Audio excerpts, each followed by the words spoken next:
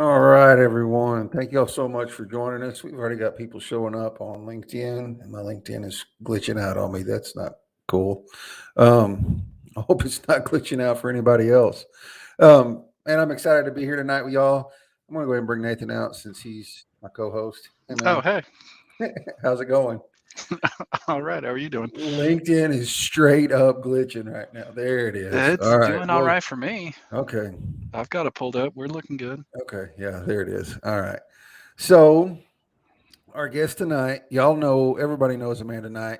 Um, she is the founder of Sadie's Purpose, a nonprofit organization. We'll let her tell a little bit more about that when she gets out here. But she also has some firsthand experience on what a family goes through whenever Oh, hey, Jacob. someone's been, yeah, Jacob showed up, man. He showed up on my one earlier, too. That was great. So, anyway, I'm going to bring Amanda out and let her just kind of introduce herself and what she does, and we'll go from there. Hey, Amanda. Hey guys, How are I'm you? excited to be here finally. I know, right? It only took me a few months. So I don't I know don't, I what. don't know if our audience knows, but we were first looking to schedule Amanda on one of these in June, I think. June. Yeah. June or July. And things just kept not working out. But she's here now, and we are so excited. I'm Yeah. here. I was like, Super I swear, excited. I'm going to be there no matter what. I'm going to make it happen. I said that I would be there, and I'm going to be there. So about that, Jacob. So when we first started doing the Zoom parties back before Nathan got a job and had to quit coming, he'd be sitting there and he had his camera kind of off to the side, so it was a side view of him, and he was always messing around on the computer and talking at the same time. And the running joke was he was the bad guy off an episode of like Criminal Minds or something. Well, it wasn't because the camera was off to the side. It's because I was always working on a different monitor. Oh, okay, okay. So Well, it looked like it was off to the side, like it was just like he's sitting there doing nefarious things on his computer right now, like that's he's hacking into China's mainframe or something. not entirely inaccurate. So, Amanda, why don't you tell us, for anybody that's watching that doesn't already know you, tell us a little bit about yourself and tell us about Sadie's Purpose before we get started into the other stuff. So, yeah, probably most everybody knows by now, but I finally decided back in March that I was going to start Sadie's Purpose, and it is obviously in honor of Sadie. We spent 7 months at Children's of Alabama in Birmingham when the girls were born. They were 3 months early, and both of them got sick at 2 weeks old. Sadie, obviously, much more so. And she, at 2 weeks old, went from UAB, where they were born, over to Children's for surgical reasons. However, she was not stable enough to do surgery by the time she got there. So that aspect of it, because they were never able to do surgery, is probably why the disease progressed as bad as it did. Um, but they ended up keeping her in the NICU. We were in NICU for 4.5, roughly, of those 7 months. They were born April 6th of 14, and we came home Halloween Day of that year. So almost 7 full months we spent there. Mm-hmm. And not all of it was as hectic and chaotic.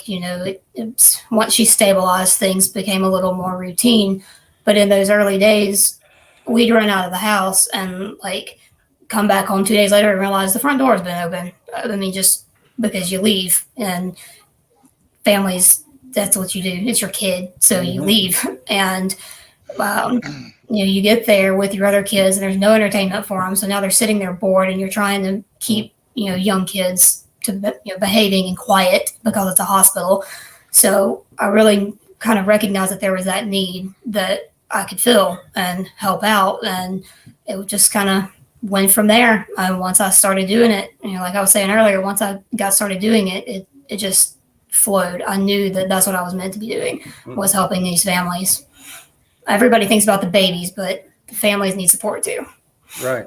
So, what kind of support do y'all offer them? And I know this isn't all about Sadie's Purpose, but um, just to let people know.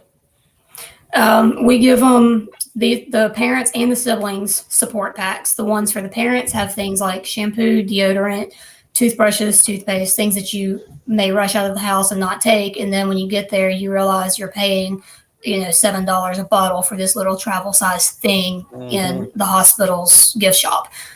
So anything that they would need, we're hoping to add things like chargers for phones that have the multiple ports to accommodate any type of cell phone. We haven't been able to find those in bulk yet. So if anyone out there has any ideas, we're definitely open to hearing about that. Right. And then the ones for the kids would have little small stuffed animals, Hot Wheels cars, coloring books, crayons, anything that they could do quietly to keep them entertained. Yeah. So that the parents can deal with what they need to deal with. Yeah. Awesome. That's good stuff, man. And y'all are working on getting your 501c3, and that's kind of in the works, and hopefully will be coming. The application's been submitted. I just checked today, and it looks like we finally passed the date where it should have been submitted for review. So I'm not sure how long that will take. I do not keep toothpaste in my glove box, Jacob. Maybe I should, but I don't. See, you have to realize, though, Jacob keeps toothpaste in his glove box because of the Funyuns, which are also In the his glove box. So that would be important. Yeah, I can see that. That would be important. Oh, well, that's good stuff, man. I'm excited about that. I'm excited about love what you're doing with that. That's really something that's needed. Like you said, people tend to think about the babies, but you forget about the families that are there. Yeah, absolutely. And as parents, I mean, I remember, I had my kids then, my oldest two were playing baseball and softball, and they had been for years since before we ever moved up here. And I had never missed a game, even when it meant having to juggle, like, I'm going to watch half of yours, but then I have to go to this other part because yours is over here. I'd never missed any of that. And then all of a sudden I missed pretty much the whole season, and you feel guilty about it. So you've got to try to find that balance, and you don't want the other kids to feel left out. Right. Exactly. Well, cool. So let's just kind of jump into it. Why don't you tell us kind of a little bit, or expound on a little bit about what you were telling us backstage about your dad, how he got in trouble, the effect that it had on y'all as a family, and all that kind of stuff. So just tell us your story. So my parents met, both of them lived in the Atlanta area, and they met while they were in college. My dad was getting an accounting degree, and my mom was going to get a business degree. And when they got married, they were both pretty young, early 20s, and my grandmother, my mom's mother, was not necessarily all that approving of my dad and the wedding. So my mom's father owned a bunch of property in southern Georgia, and he offered them a piece of property to come down there and build a house on. So they did, but my dad, he and my uncle basically built that house as they had the money to do it. So that used up pretty much any money that they had from their wedding, whatever. They got pregnant with me soon after, kind of unexpectedly. And my mom at that time had not finished her degree. When they got married, she dropped out.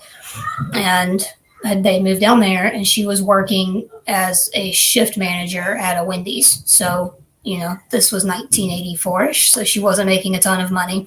Mm-hmm. And my dad he had his accounting degree, but in this tiny little town that had several hundred people, it was a farming town. Mm-hmm. There was no accounting work. There was just nothing. So the closest larger town was several hours away.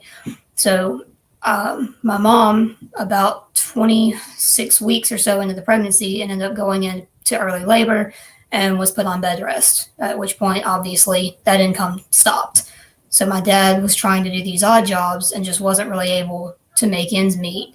And he did what he thought he had to do to continue to pay the bills, get the house finished, buy a crib, everything I was going to need.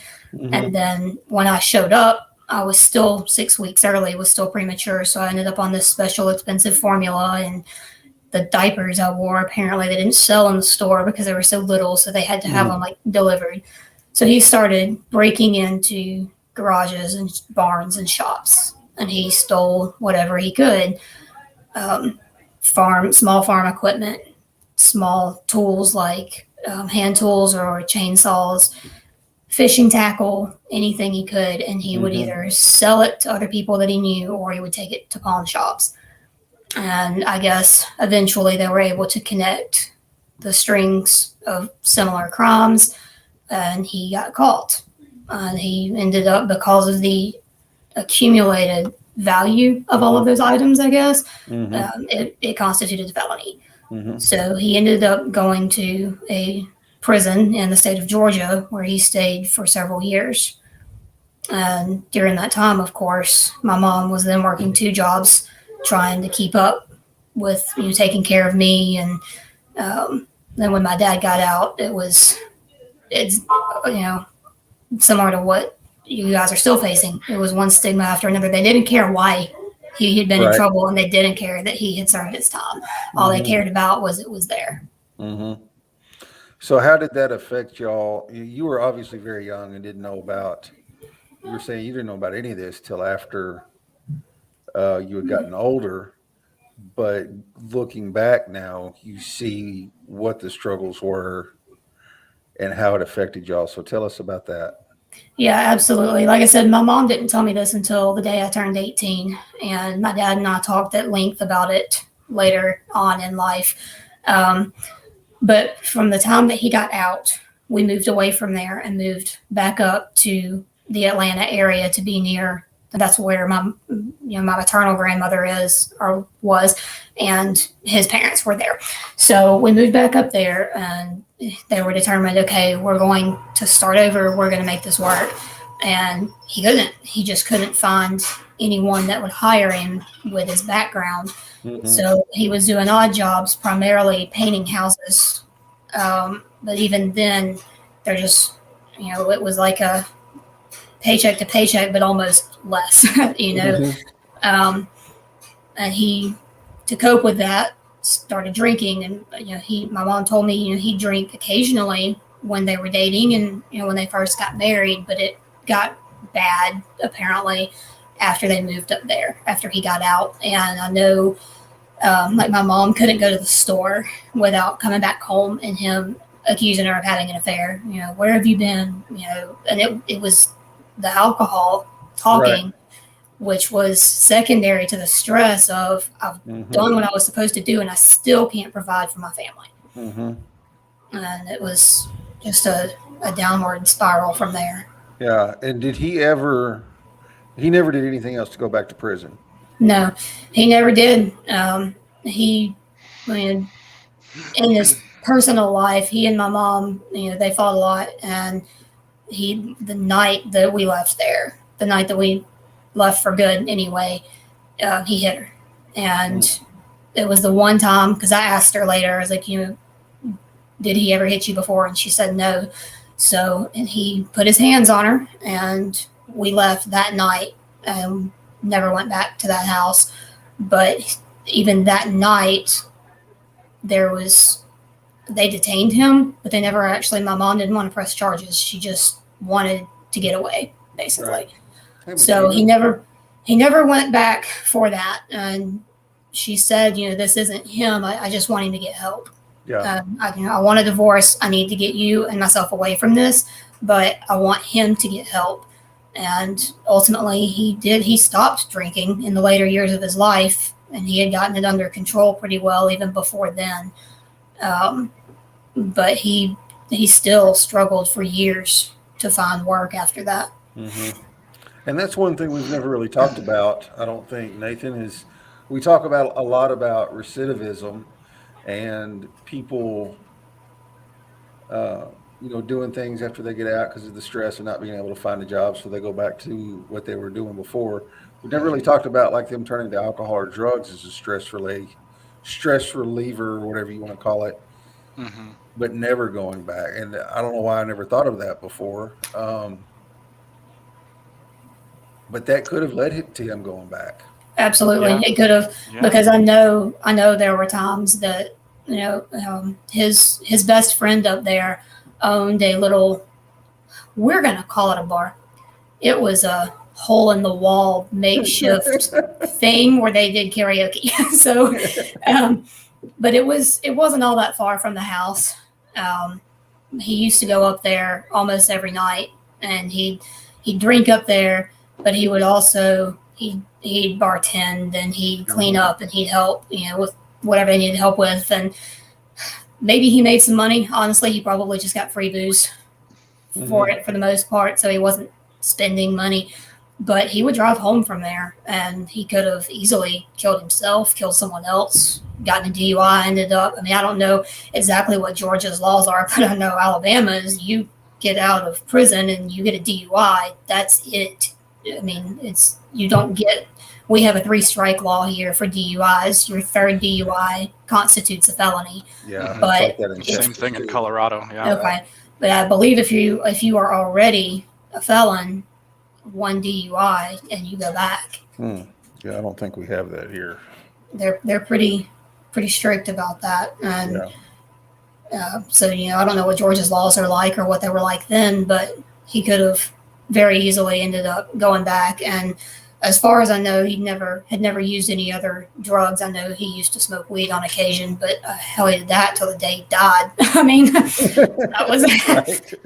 and it was never regular. It was every now and then. Yeah. And nowadays that doesn't even constitute as a drug, but No, it doesn't. yeah. Thank you, Julie. Dang, I had a question. Oh, I hate it when I do that. Like a dang squirrel in my head. Oh, that stinks. So we're just going to sit here quiet. Everybody just stare at Chris. Yeah, I know. Everybody and stare just at Chris. wait for him to come up with the. Yeah. Dang, I had that question. I think you had something to do with the drinking. Oh, no, it wasn't. No, it wasn't. What, like once you got older and your mom told you, yeah, I know, Jacob, right. Thank you. And just got me off track again. It's been a long day, y'all.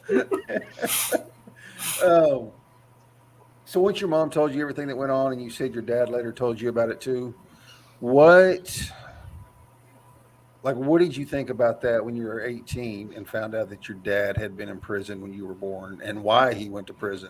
I mean, and that's kind of one of those deals where yeah, I'm from Texas. One of those deals where like you get why he was stealing, it doesn't make it right, but you get it. So you almost want to excuse it, but you can't. But so what was your thought process when you found out all that stuff about your dad whenever you became an adult? So one of the things that may have really influenced my thought pattern, whatever you want to call it there. I'm not So by the time I was 18, I had a baby.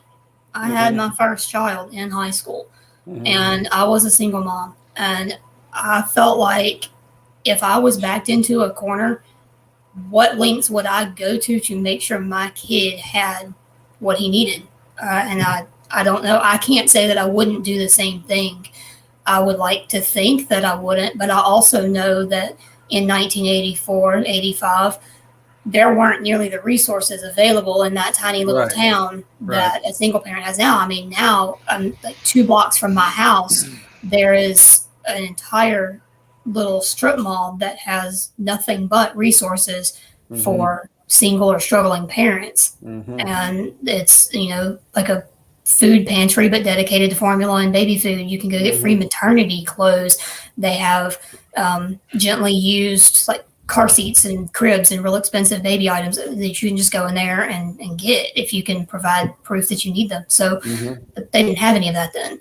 And I don't know that I wouldn't do the same thing that he did, because as a parent, you just do what you have to do for your kid. And, I guess, no, he shouldn't have done it. But at the same time, I had a hard time being angry at him for just being my dad. Yeah.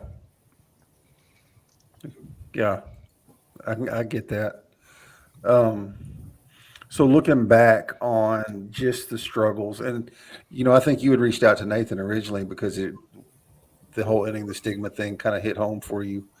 What freaking Jacob, man. I'm seeing all of this too.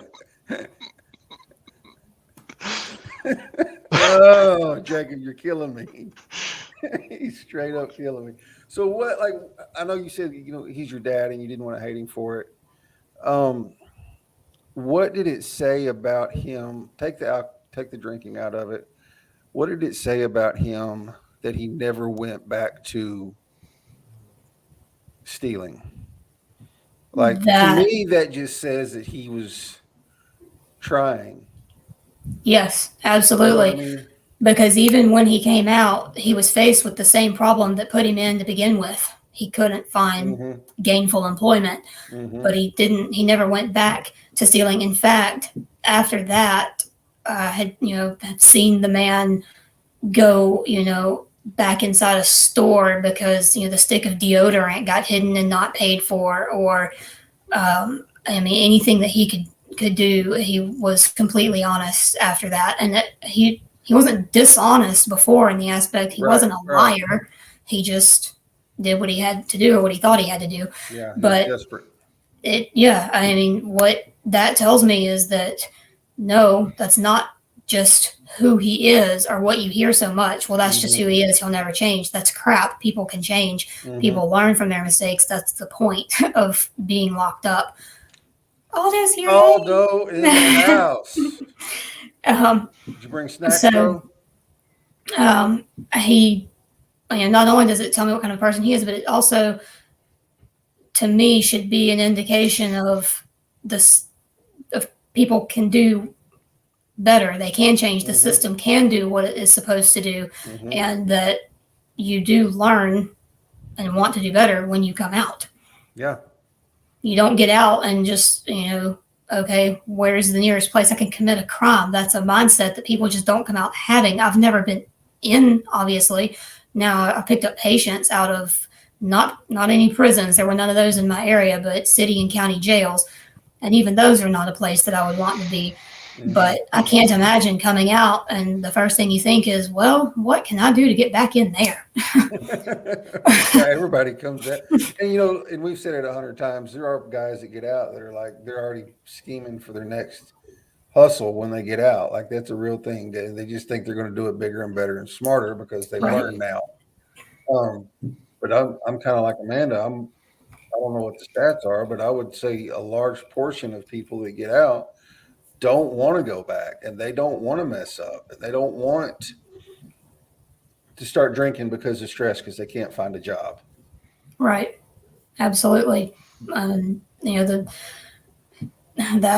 post that I did that got everybody so fired up a few months ago, or whenever it was, about the prison conditions, and that one girl who I finally had to block, clearly she has been through some stuff in her life, and for that I am sorry, but she's trying to educate me on what my state offers. Again, I will say I have been a single mom. I am not ashamed to say that in my past, I have filled out an application for EBT food benefits, and it says plain as day on it, if you're a convicted felon, you're not eligible to apply. And she's like trying to school me on this.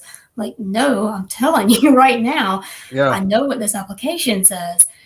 And it just, so are you, Aldo? It says, or she's telling me all this stuff, and I'm like, they don't get these benefits. They don't just hand you a bunch of free money. And if you have certain things in your background, you can't apply for these benefits. You don't get the same benefits that other people might be eligible for. And, housing issues, depending on where you live, you get this job that pays you minimum wage, but the cheapest apartment in your area is $700 a month. And it just, well, there's another side of that too that people don't think about. Is I know a guy who's a heavy equipment operator on parole, makes $27 an hour, and he lives in the shelter because nobody will rent to him. Right. Yep. Wow. There's that. And I saw an article on the news yesterday. This has nothing to do with my dad, but it just popped into my head. The state of Tennessee, I live like almost right on the Tennessee line, so we get all Tennessee's news too. The gummies. Apparently. Yes, that's what I'm talking about. all throughout the month of October, the Tennessee Department of Corrections, or whatever they call it there, went around Dickson County, which is one of the southern counties in Tennessee, checking on registered sex offenders. And basically what they were looking for was weapons, drug violations, and the one that got me the most was Halloween decorations. And I'm like, okay.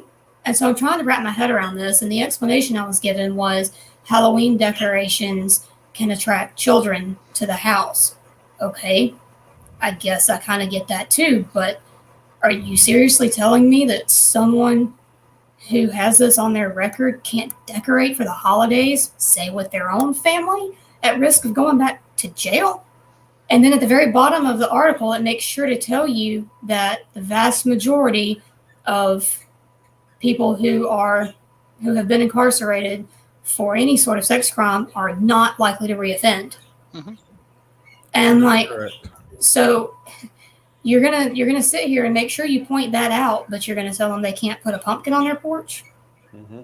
I was, and immediately it was just another thing. Like, so now they can't celebrate the holidays. They can't enjoy these things that a normal parent would if they have children. Mm-hmm. That's hard for me to wrap my head around, that we put these kind of limitations on people, and then, well, shame on you. Why can't you lead a normal life? Well, you're not letting me. Yeah. You're not giving me a chance. Yeah, exactly. I didn't know that, Nathan. That's crazy that a dude can make $27 an hour, which is more than I make, by the way, and is living in a homeless shelter because nobody will rent to him. Yeah. That is insane to me. And I'm going to change the subject for just a second because although I don't know what those are, but you need to send me a picture of that so I can go look for them, because that sounds unfreaking believable. Okay. I know what those are. I saw that. We have that brand here. Yeah, Gabe. She is Thank strong. you, Gabe. I'm talking about strong.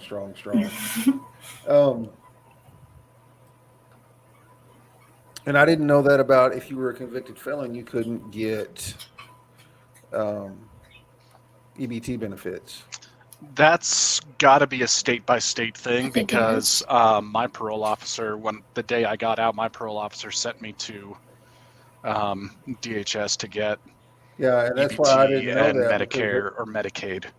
Yeah, because they told us when we got out we could get food stamps. Yeah, I did. I mean, Yeah. day one when I got out. I know at least the children of anyone who is on parole or probation can get Medicaid. I know that. I don't know about the person themselves. I know Medicaid in this state, if you are awesome, if you are over the age of about 18 and not pregnant, so that pretty well excludes you guys, you're not really eligible for Medicaid. You've got to really, really need it. And there are certain things like, for example, if you don't qualify for other health insurance and you are diagnosed with something like cancer or something that's going to need long-term treatment, I think you can then. I know as far as the mental health aspects of it go, there's this place up here called Riverbend that is the mental health place. I had one of my kids evaluated for ADD, and that's where they sent her. And this place is pretty well a joke. They don't do anything. If they'll see you at all, which these people call 911 all the time and say, well, I tried, they're suicidal and they've gone to get help, and they call 911 after they've attempted suicide, or someone has found them after they've attempted suicide, and the story is the same. We tried to get in at Riverbend, but they said it would be 6 months. Mm-hmm. And if they get you in at all they want to do is write one prescription after another. So you end up on, yes, you're excluded too. So they end up on all this medication that conflicts with each other, and then they end up almost worse than they were before. Yeah. But now I'm kind of like Chris. I have no idea where I was really going with that, but I think the point of it was that things like cancer or pregnancy or things that are going to be considered long-term health things will qualify you for Medicaid. But I still think that anyone with a mental health diagnosis struggles to get on Medicaid to help them cover prescription costs and things like that. That is so crazy to me. Yeah, their I better didn't- option is to go get on like SSI disability or something. But even Mhm. then, you get $600 a month. Well, your medication might cost that. So Right. Mm-hmm. Like that just blows me away because, especially with the single parent part of it, like guys getting out need help too, without a doubt. But you get out and you're struggling to find a job and you get pregnant and not being able to get any help for it because of you have a felony. Just it's like what are they supposed to do? yeah, yeah, and then you end up in a vicious cycle if you feel backed into a corner yet again. Yeah, absolutely. Mm-hmm. I mean, what's a woman going to do? Like she could go out there and rob or whatever. She could sell drugs or turn to prostitution or Mhm. I mean, I don't know. I'm just thinking of all the illegal stuff that could go on. Not saying all women are going to be prostitutes. Look at Britt Crawford, man, showing up the LinkedIn's funniest accountant. That's what I'm talking about. I think he needs to redo his profile picture though, because he has a pretty luscious beard right now. He does.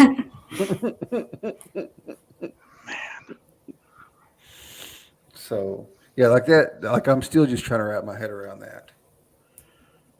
Yeah, it's crazy for sure. Single parents or single moms that are working a dead end job can go get on it, which is good. Mm-hmm. But somebody that doesn't have a job and can't find a job cannot go get on it because of the felony. Right.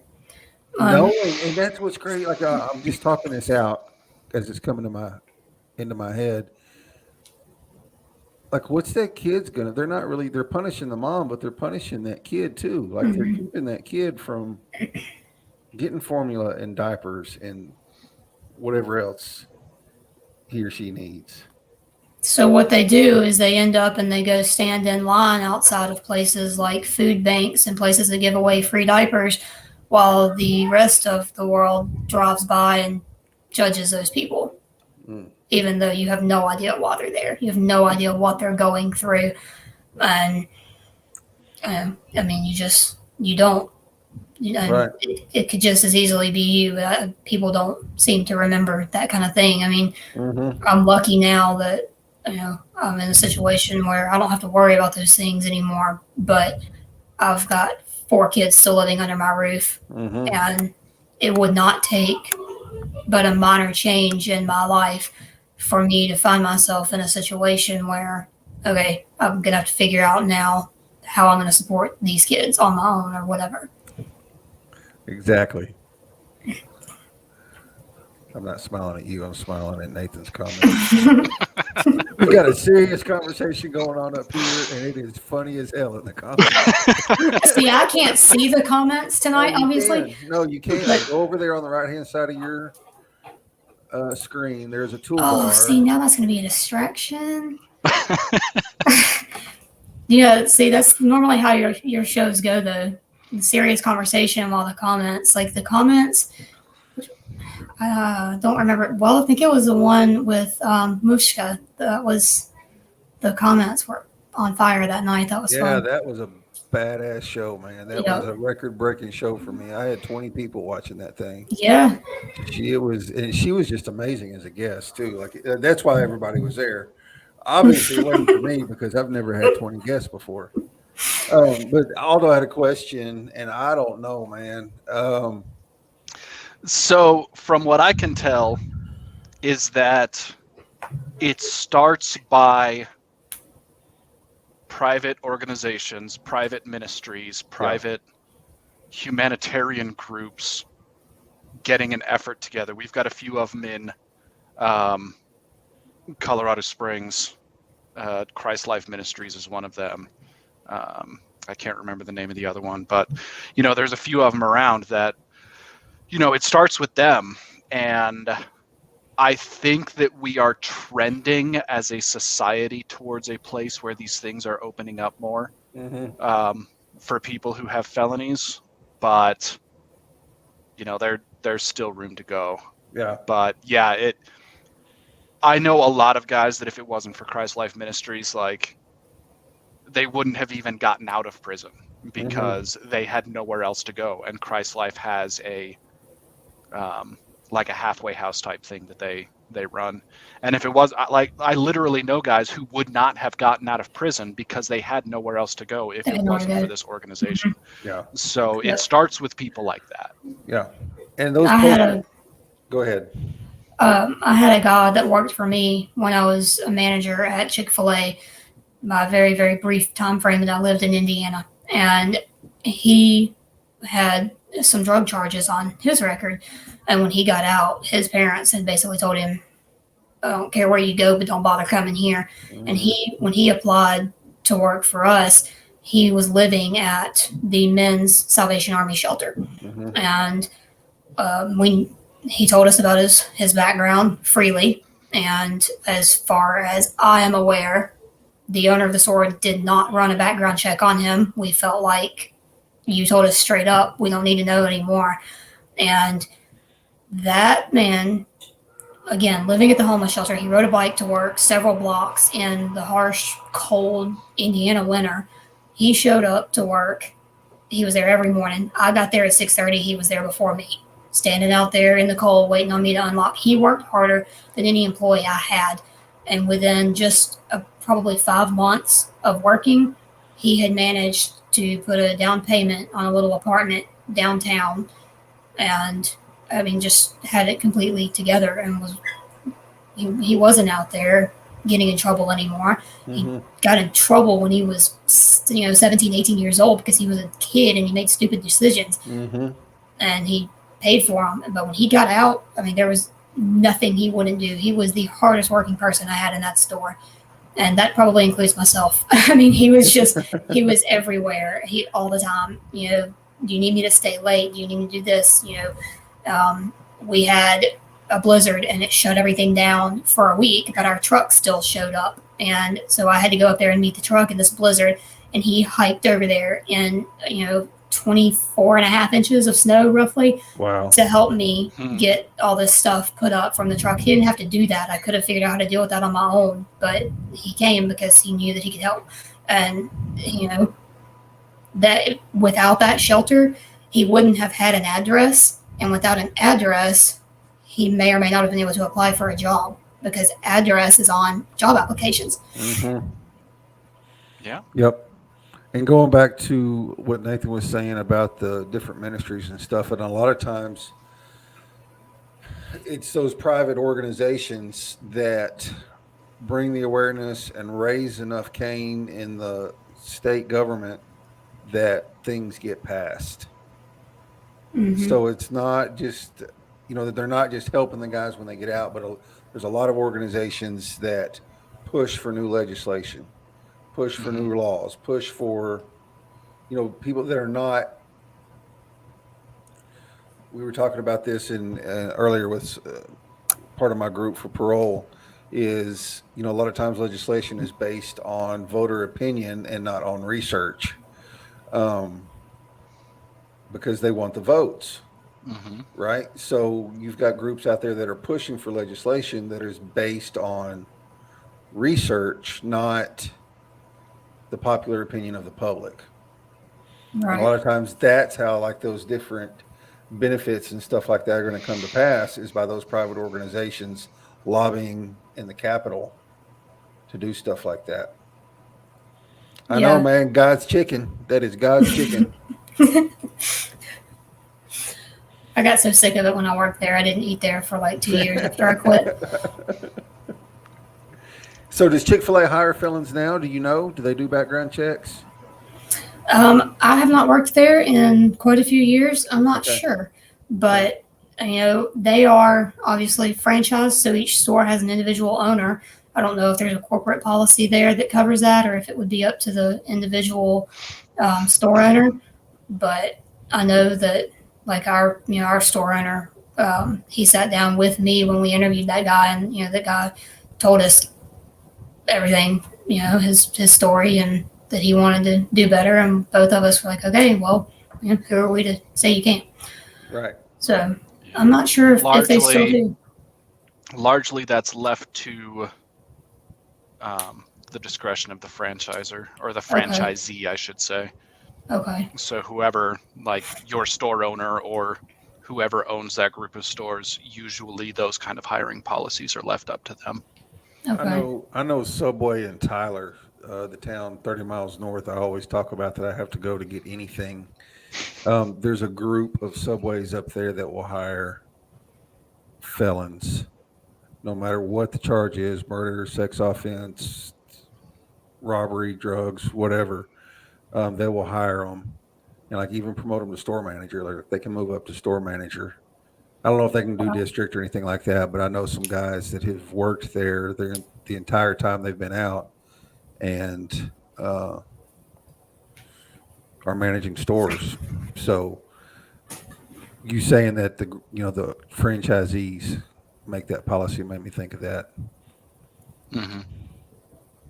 And that makes sense. Someone's got to be willing to step up and give people a chance. Yep. Yeah. And I mean, in a lot of cases, the experience that you will have for giving someone that opportunity is exactly the experience that you did have, because guys are just, and again, I'm speaking generally, there are going to be specific outliers, but, generally speaking, guys just want a break. They just want a chance. They want that opportunity to be able to prove that, they can do better. They want to do better. And, it's, all they really want is somebody to just give them that. And, they're going to try to earn it. Yeah. So.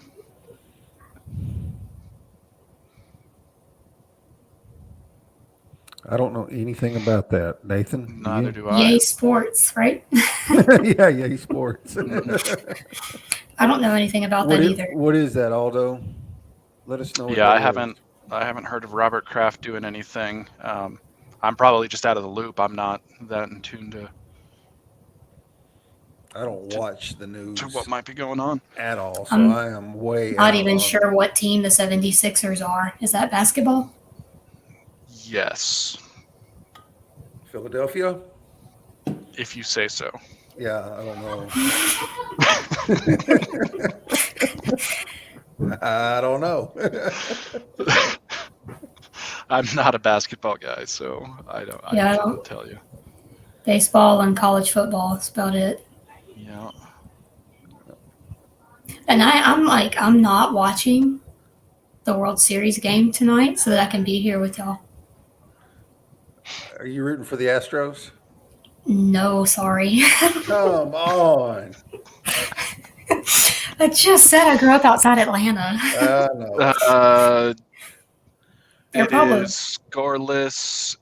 Oh, yay. In the end, second just ended. All right.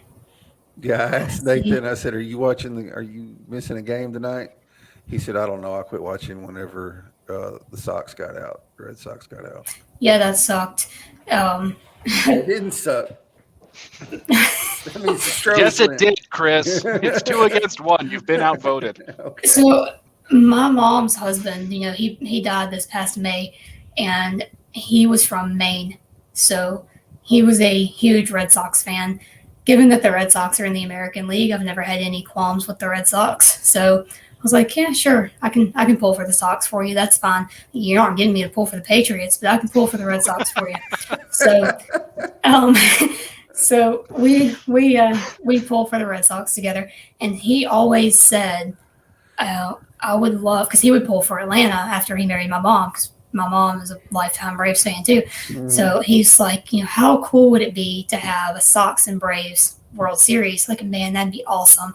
And I was so hoping that it was going to happen. And I sat there watching that last game, and it's like, what are y'all doing? Get it together. It fell apart. It did. It fell apart. Yeah. Oh, it fell apart. It sucked. But I fell asleep the other night when we started off. I guess it was Halloween night. We started off like first inning with a grand slam. I was like, all right, maybe we're going to get this. No. That fell apart too. Sometime around the 6th, I fell asleep. I talked to my oldest son today, and he was like, he's in Germany, of course. So he was like, the game came on at 1:15, but I stayed up and watched it all. I was like, why? Why didn't you go to bed? But Andy commented, and it did not show up over here on the StreamYard side. Who was that? Andy? Yeah, Andy, I don't know if you're still watching or not. Jacob was tagging all kinds of people trying to get him here and talking mess. I can't even pull his comment up because it didn't show up on StreamYard. Oh, I see it now on the LinkedIn side. On LinkedIn side, yeah. one of the ones I sent in your show at lunch, at the very end, I guess, when I said great show, see y'all later or whatever, I never saw it in the comments section, but I was like, well, I guess it didn't go through. And then you put it up on the screen. Like, all right, I guess it did go through, but I never saw it. Yeah, it disappeared somewhere. You've got two different platforms trying to work with each other. They don't always do so. Yeah, they don't always cleanly. Talk. Yeah, they don't always talk real well. Well, Amanda, we appreciate you coming on and just being so open and vulnerable about it and sharing your thoughts and opinions. And you can tell whenever you talk about it that you're pretty passionate about. Oh, he's here. Are you wearing Crocs? That's what I want to know. That you're pretty passionate about. You have very strong opinions on it, is what I'm trying to say. Britt, stand by. I'll let you know. Hang on. That's Val right there. Val is in the comments. Yeah, you gotta learn Jacob. Yeah. I have changed my settings to every setting that I think LinkedIn offers. I cannot get it to show anything other than LinkedIn user. I don't know what even with the public setting, it will not. And what's crazy is on the LinkedIn side, it shows up as your name. Yeah. It's only over here on the StreamYard side when it pops up, or Restream today. It was on Restream when I was streaming from there. No, it looks like they're gone. That's Eric the recruiter. Oh, hey, Eric. They're already gone. Yeah, it looks like they're gone. Andy and I have been picking on Nathan all day. He's had these deer just laying in his backyard. And we were like, bro, you've got supper for months. And he said, well, you can't shoot in the city limits. And I said, bro, you've been watching The Walking Dead. Like, you ought to know how to kill stuff with random objects. Because that's all that show is. Yeah, I want to thank you for that, Nathan. And my new, oh crap, it's 11 o'clock. I have to go to bed and turn this off. Yep, there's that. So I finished it last night. I finished season 10 last night. And this has absolutely nothing to do with ending the stigma, y'all. Absolutely nothing. Yeah, that dude right there. Just laying there. They're so pretty. Yeah, they are. Just kicking it in the backyard, just right there. Yeah, right there. I know, missed opportunity. I finished season 10 last night, and I asked Nathan the other day, I was like, where are you at on season 11, and how long before it gets to Netflix? He said, we're in like the mid-season break right now. And I was like, oh, my God. Yeah, that sucks. That's the one bad thing about watching it on Netflix. I've got a bit because I should be almost done with season 4. So I've still got a little while. Yeah. Okay, yeah, the other thing, Andy, if you look at that picture, the other side of the fence, that field back there, that's protected wildlife land. Like, but doing anything is not. Doing anything around that is just asking for trouble. So you gotta be. It's sneaky. Not protected because of the deer. I mean, right. Literally, it's protected because of the Preeble's field mouse. Oh, really? Yeah. A mouse. Yeah. We have a piece of property here that's protected. They determined that fish. this field mouse is an endangered species. This is like its last patch of natural habitat. So there's this whole strip of field along the north side of Colorado Springs that is a protected wildlife refuge for this mouse. That's awesome. They built a Mazda Toyota plant near Huntsville, and the first site that they chose, they got out there to start the work and found this little pond, hardly bigger than a puddle, but in this pond lives some sort of fish that apparently only lives right there. So they this little fish that doesn't grow more than 2 inches shut down production altogether, and they had to pick their site. Wow. Well, guys, we have moved all the way off topic, and that is perfectly okay. But I think it's a good place to shut it down. We're talking about hunting now. Amanda, thank you again. I enjoyed it. Don't run off whenever we get done. I got like a couple things I want to say, and then I'll let you go. Everyone, Okay. thank you in the comments for showing up and supporting us and sharing your thoughts and opinions on food and snacks and everything but ending the stigma. We appreciate y'all. Thanks for having me. And Yeah. everybody that's here, thanks for being here. It was awesome. Yeah, it was awesome. Thank y'all. Y'all have a good night. Bye.